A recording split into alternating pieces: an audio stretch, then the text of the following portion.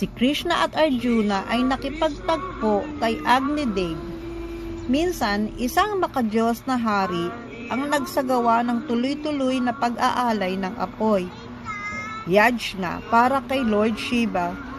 Sa loob ng isang buwan, na may malaking dami ng ghee bilang alay, si Lord Agni, ang Diyos ng apoy, na siyang tumatanggap ng lahat ng ghee, ay labis na nabusog at naging maputla at nawalan ng ningning at lakas.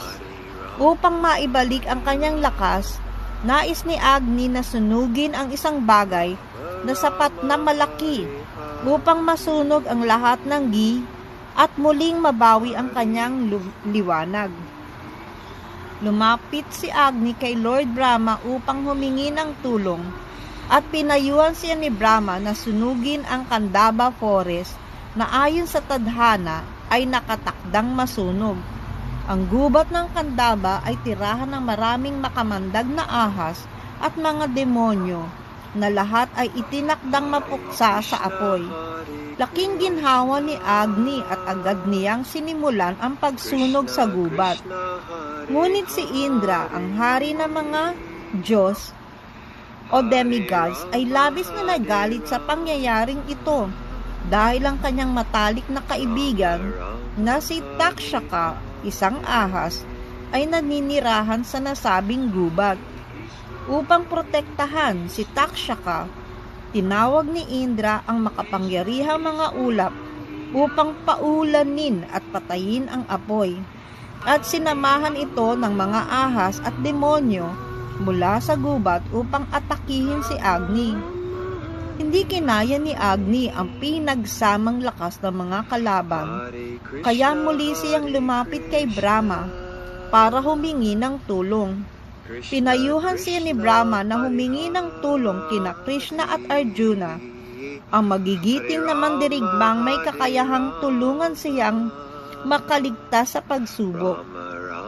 Nilapitan ni Agni sina Krishna at Arjuna na pumayag na tumulong sa kondisyong sila'y pagkakalooban ng mga pinakakailangang sandata. Pinagkaloob ni Agni kay Krishna ang Sudarshan Chakra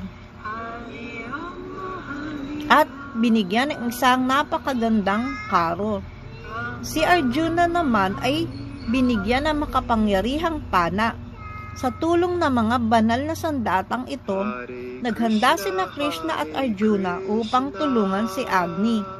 Ginamit ni Krishna ang Sudarshan Chakra upang labanan ang mga demonyo at ahas, habang si Arjuna ay gumawa ng isang bubong ng mga palaso sa ibabaw ng gubat na pumigil kahit sa isang patak ng ulan mula kay Indra na bumagsak sa apoy. Sa kabila ng buong pagsisikap ni Indra, winasak ni Arjuna ang kanyang mga ulap gamit ang Vayu Astra, sandatang hangin, at nagtagumpay si Agni na sunugin ang gubat ayon sa nakatakda. Sa tapang ni Krishna at Arjuna, napagtanto ni Indra na walang saysay ang kanyang pakikipaglaban at tinanggap ang kanyang pagkatalo. Sa sandaling iyon, isang tinig mula sa langit ang nagpahayag na si Takshaka ay lumipat na sa Kurukshetra kasama ang kanyang pamilya bago pa man masunog ang gubat, kaya siya'y ligtas. Sa pagkarinig nito, tumigil na si Indra sa kanyang pagsisikap na pigilan si Agni at kinilala ang galing ni Krishna at Arjuna. Dahil sa kanyang kasiyahan, inalok ni Indra sina Krishna at Arjuna ng anumang biyayang kanilang nanaisin. Hiniling ni Arjuna ang maraming makalangit na sandata at ang kaalamang gamitin ang mga ito. Kaagad namang ipinagkaloob ni Indra. Nang si Krishna naman ang tinanong tungkol sa kanyang hiniling, gumawa siya ng isang napakaganda at malalim na kahilingan. Naway ang aking pag-ibig kay Arjuna ay maging walang hanggan at hindi kailanman maputol. Tinatampok ng kwentong ito na ang kahalagahan ng dalisay na paglilingkod at ang tugon ng Panginoon sa pagmamahal ng kanyang mga tapat na tagasunod. Si Krishna, bagamat siya ay ganap at makapangyarihan sa lahat, ay nagnanais pa rin ng walang hanggang pag-ibig para sa kanyang mga dalisay na deboto. Ipinapaalala nito sa atin na ang tunay na layunin ng espiritual na buhay ay ang paglinang ng dalisay at walang hinihiling na kapalit na pag-ibig sa Panginoon na malaya sa mga makamundong hangarin. Sa Srimad Bhagavatam 9:4-64, ipinahayag ng Panginoon ang kanyang damdamin. O pinakamainam sa mga Brahmana, kung wala ang mga banal na nilalang na ako lamang ang layunin, hindi ko nanaisin na tamasahin ang aking espiritual na kaligayahan at pinakadakilang kayamanan.